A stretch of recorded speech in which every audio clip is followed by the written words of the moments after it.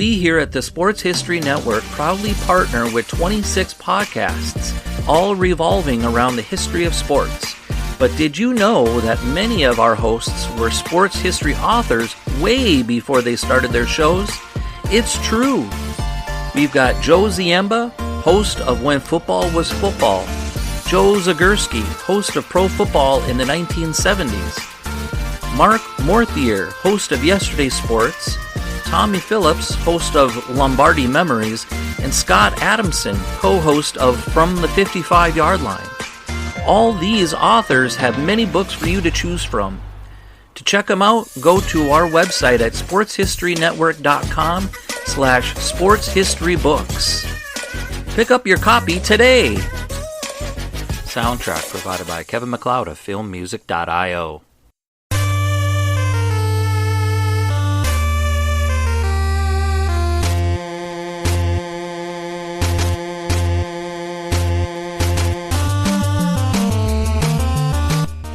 It's time for Lombardi Memories. So that takes you back in time, into January or February, to the greatest one-day spectacle in all of sports. This is the Every Other Tuesday podcast that looks back at each and every one of the 50-plus Super Bowls and tells the story of who won and why. For the fan who needs more than just a box score, this podcast goes drive by drive, play by play, through the most dramatic games in history. I'm your host, Tommy A. Phillips, and you can visit my website at tommyaphillips.com where you can find all of my books. Today we have Super Bowl 37, which was held on January 26, 2003, in the final Super Bowl in San Diego at Qualcomm Stadium between the four-time AFC champion Oakland Raiders and the first-time NFC champion Tampa Bay Buccaneers. As always, we have a pop quiz and then homework at the end of the episode. Dexter Jackson won Super Bowl 37 MVP. Who were the only other two defensive backs to be named Super Bowl MVP besides him? The answer will come at the end of the podcast. The Tampa Bay Buccaneers were known as losers for the first 20 years of their existence. John McKay and the Bucs went 0-26 before winning their first game in franchise history. While they made it to the playoffs 3 times in 4 years in the late 70s and early 80s, they were awful for the next decade.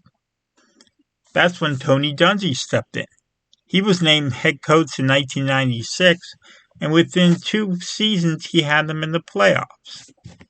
But after repeated failed trips to the playoffs, he was let go, and the Buccaneers went all out to get Raiders head coach John Gruden to replace him. They sent money and traded early round draft picks to Oakland to pilfer Gruden over to their team. Now it was Super Bowl or bust. The Bucs won 5 of their first 6 games and 9 of their first 11. Quarterback Brad Johnson got injured near the end of the season, and the Bucs lost an ugly Monday Night Football game to Pittsburgh with him out. But the 12-4 Bucs were gifted a first-round bye when Green Bay lost its final game to the Jets and fell all the way from number 1 to number 3. Yes, that is still a very painful loss for me as a Packers fan. Johnson used that bye week to get healthy. The Bucs then won both playoff games, 31-6 over San Francisco in the divisional round, and 27-10 in Philadelphia over the Eagles to advance to their first Super Bowl in franchise history. Johnson threw for over 3,000 yards and 22 touchdowns with just 6 interceptions. His top receiver was Keyshawn Johnson, who caught 76 passes for over 1,000 yards and 5 touchdowns. The Bucs also had former receiver of the Jaguars, Keenan McCardell, who caught 61 for 670 yards and 6 touchdowns.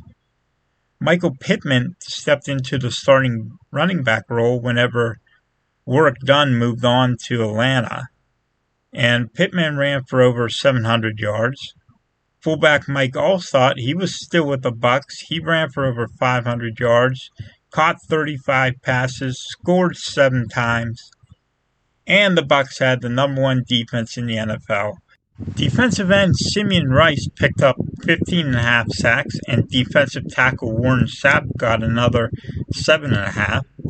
Defensive back Brian Kelly led the team with 8 interceptions. The Oakland Raiders had a bizarre 2002 season.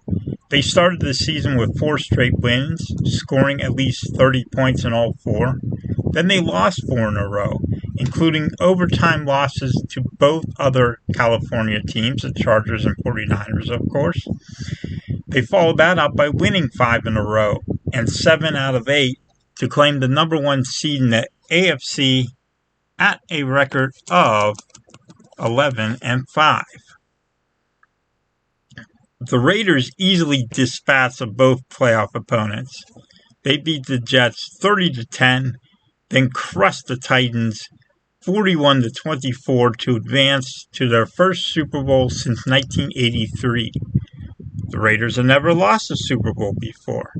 They have won Super Bowls 11, 15, and 18. Oakland had the number 1 offense in the NFL. Quarterback Rich Gannon threw for 4,689 yards and 26 touchdowns and just 10 interceptions. His top receiver, none other than 49er legend Jerry Rice, who had 92 catches for over 1,200 yards and 7 touchdowns. Receiver Jerry Porter led the team with 9 receiving touchdowns, going for 688 yards. Running back Charlie Garner put up over 900 yards rushing and receiving, so over 1,800 yards total, and he scored 11 touchdowns. Receiver Tim Brown also had over 900 receiving yards. This offense was stacked and loaded. Plus, they had future Hall of Fame defensive backs Rod Woodson and Charles Woodson on the other side of the ball. It was easy to see why they were named 4-point favorites. But the day before the Super Bowl, Raiders starting center Barrett Robbins went missing. It turned out that he didn't take his medication and he had a manic episode where he was out partying on Super Bowl Saturday. He was in no mental state to play, so Raiders head coach Bill Callahan benched him, and Adam True stepped in for him. The Bucs won the coin toss, ran it twice, and then on 3rd down, Brad Johnson got hit by defensive end Regan Upshaw. His pass floated to Charles Woodson for the interception. He returned the pick to the Tampa Bay 36. Gannon threw to Garner for 8 yards. Then he hit Brown for a first down at the 20. Simeon Rice picked up a 3rd down sack of Gannon, though, so the Raiders settled for a 40-yard Sebastian Janikowski field goal to make it 3-0. On the kickoff return, running back Aaron Stecker lost the ball as he hit the ground. The officials erroneously called it a fumble on the field. Gruden challenged and won the ball back for his team, but now he was down to just 1 challenge. This is why it's such a good thing that the NFL now automatically reviews touchdowns and turnovers. Johnson threw to receiver Joe Jurevicius for a first down at the 40.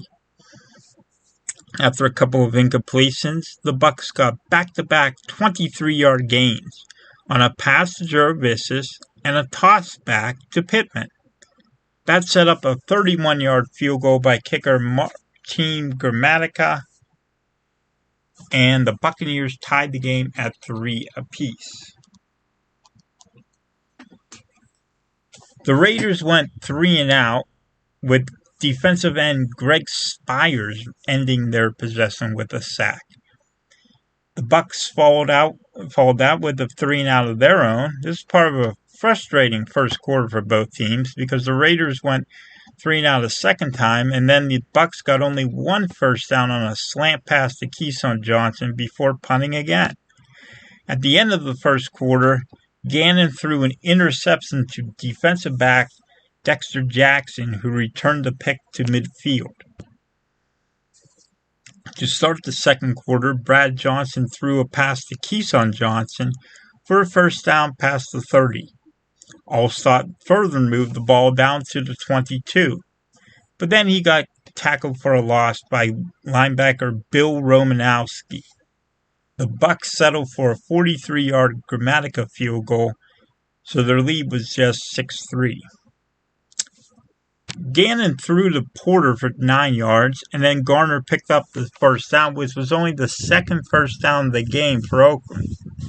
Gannon now threw another interception to Jackson, who returned this one to the Oakland 45, so the Bucs now had field position. Well, they couldn't get a first down. Punter Tom Tupa put down his punt down at the 11. Raiders went 3 and out. Simeon Rice picked up another sack, and the Raiders punted again, and this time receiver Carl Williams returned the punt to the Oakland 27. So this was great field position thanks to that second Jackson interception. Pittman started the new drive with a 6-yard run before blasting all the way down to the 3. Allstott pounded it twice from there and scored the opening touchdown of the game from about a yard out. It took until 6:24 to go in the second quarter, but the team had finally crossed the goal line and the Bucs took a 13-3 lead. The Raiders at this point had just 39 total yards in 6 drives. They picked up some more on a Gannon pass to Porter for a first down, but the Raiders soon had to punt once again. Tampa Bay took over at their own 23. Pittman blasted for 5 yards, and Bucs got a first down on an offside penalty on the Raiders. Pittman then went through a big hole, and he got close to the first down. Allstott picked that up on a catch as he got to the Oakland 43. After the 2-minute warning, the Raiders got covered 2 more penalties, offside, and then illegal use of hands. So that was first down for the Bucs, and then Johnson threw to Keyshawn Johnson to get close to the next first down, which Allstott picked up on a run. Johnson then went to Allstott on a pass, got them down to the 5-yard line.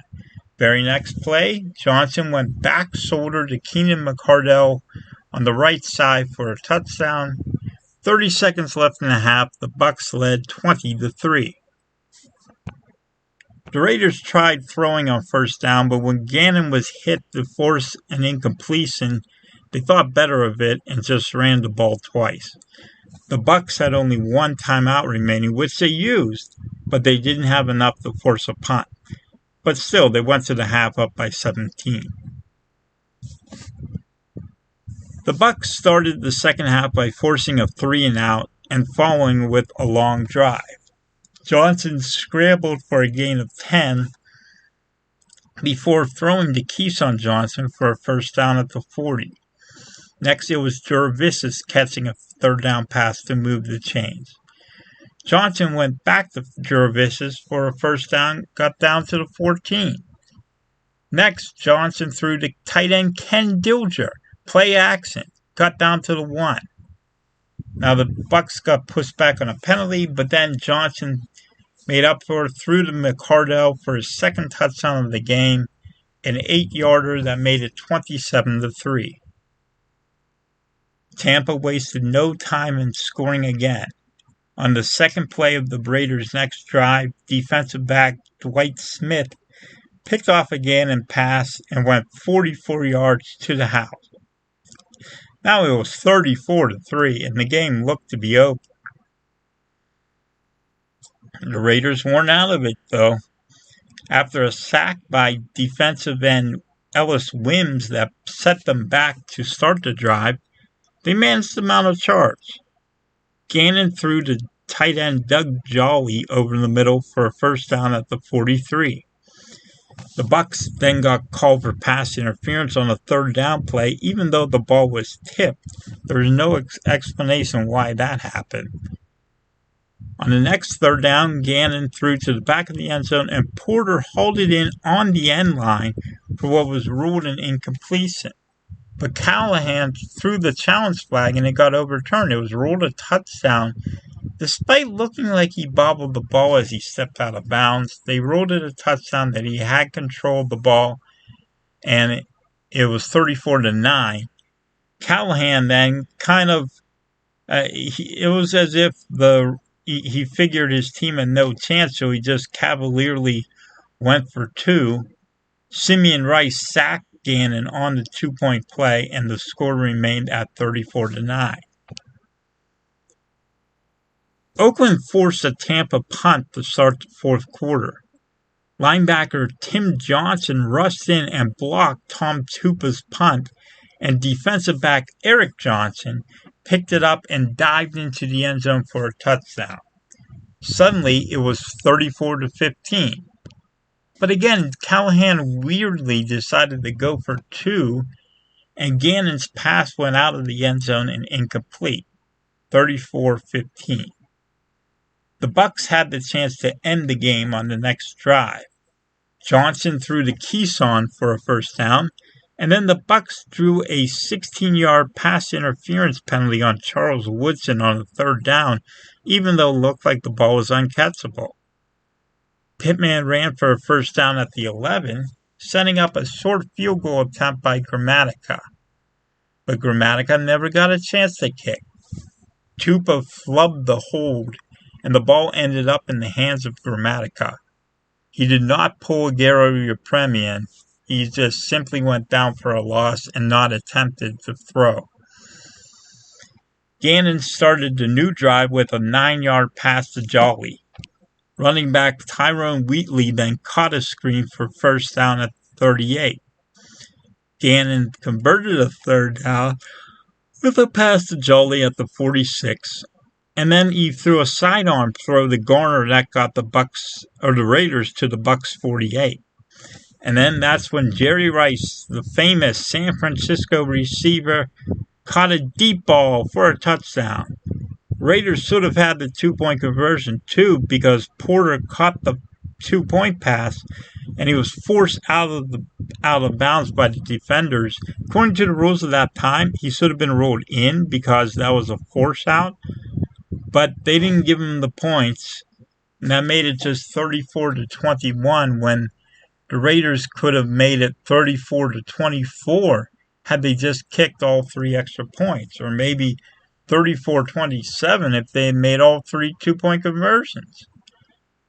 The Bucs ran down the clock with runs by Pittman.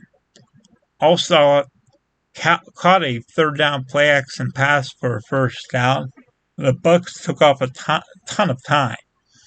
They had the punt, but this time Tupa got the punt away, and the Raiders took over at their own 27. Gannon threw to Rice for a first down before getting tackled at the 38 at the 2-minute warning. Now, this Super Bowl had a laughable ending. The Raiders had no timeouts, but they at least had the chance to come back if they could somehow recover an onside kick and score twice. And as it turned out, Gannon did throw 2 touchdown passes. They were just both to the wrong team. First, linebacker Derek Brooks took one back for a touchdown. Then Dwight Smith got his second pick 6 of the game. First player in Super Bowl history to score on 2 pick 6s in the same game. When defensive end Chris Cooper of the Raiders picked up the final kickoff, he thankfully ran out the final couple of seconds so Gannon couldn't throw another pick 6. After all that, the Buccaneers had won their first Super Bowl 48-21.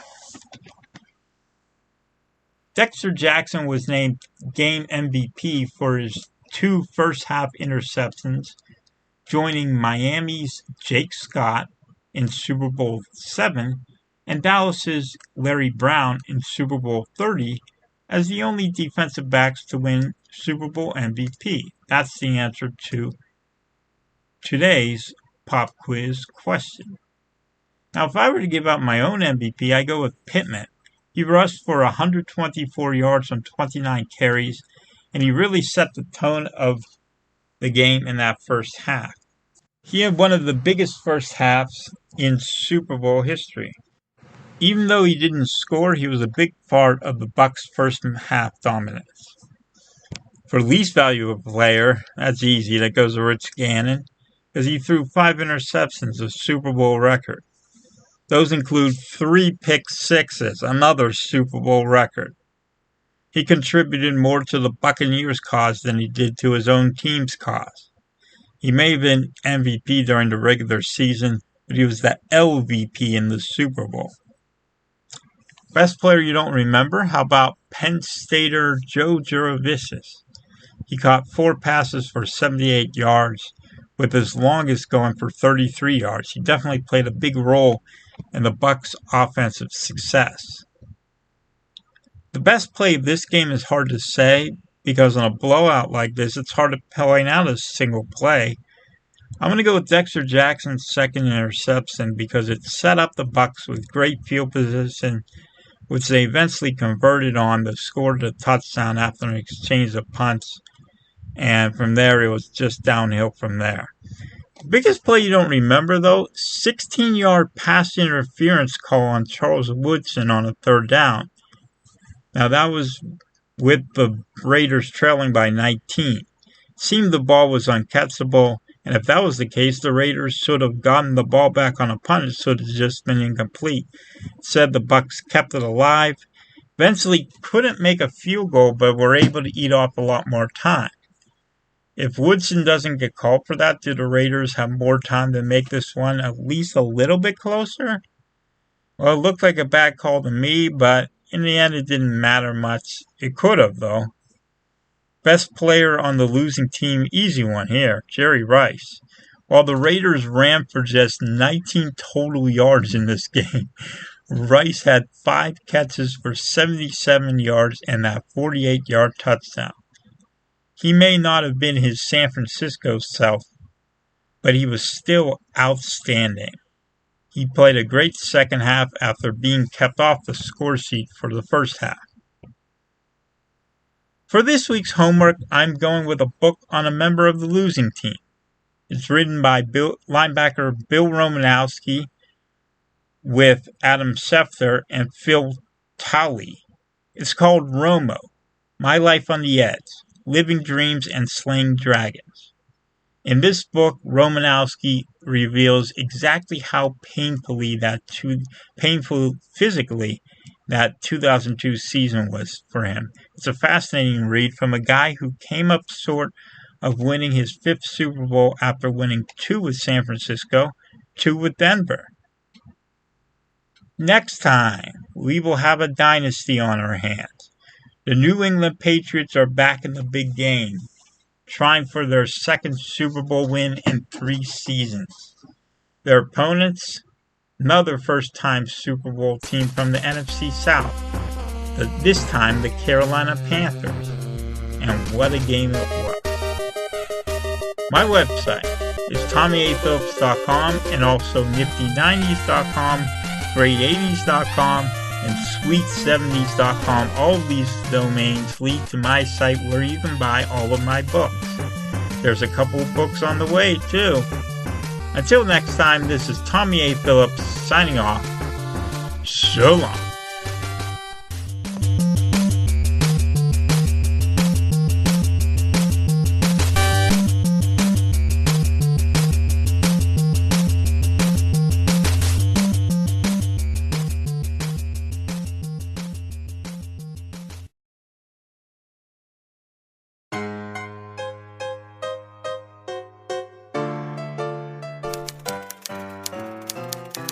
Put up my replica 1909 World Series program poster from Row 1 brand. And that's all it took for Marla to do a complete redesign of the Guardian offices, doing up the walls with tremendous prints from baseball, football, basketball, hockey, and more sports events. And every one of them can't help but trigger memories of sports yesteryear. And here's the last one. Let's put it up here by your desk. Perfect. Ah, that's a nice one.